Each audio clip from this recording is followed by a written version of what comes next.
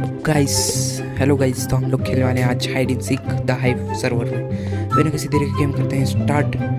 और यहाँ पर गेम स्टार्ट हो रहा है और हम लोग बन चुके हैं क्राफ्टिंग टेबल। तो फटाफट से देखते हैं कहाँ पे छुपने की जगह है। गेम स्टार्ट हो रहा है।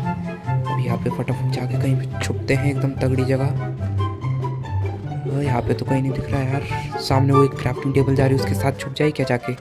देखते हैं फटाफट कहाँ है, कहाँ गया, कहाँ जा रहा है। यहाँ पे छुपते हैं यार, बहुत तगड़ी जगह मिल गई है। यहाँ पे छुपते हैं यार। कोई बंदा ही नहीं आया, बहुत देर हो गई यार। बहुत देर से रुका हुआ, यहाँ पे कोई आ ही नहीं रहा है।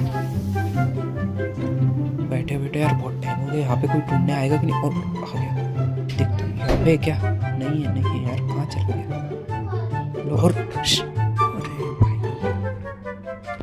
चला गया यार। ये क्या पकड़ेंगे, क्या गुंडा बनेंगे लोग। और हम लोग जीत चुके हैं इसी के साथ ये गेम। वीडियो यहीं पे खत्म। बाय। वीडियो अच्छी लगी तो लाइक और सब्सक्राइब कर देना। बाय।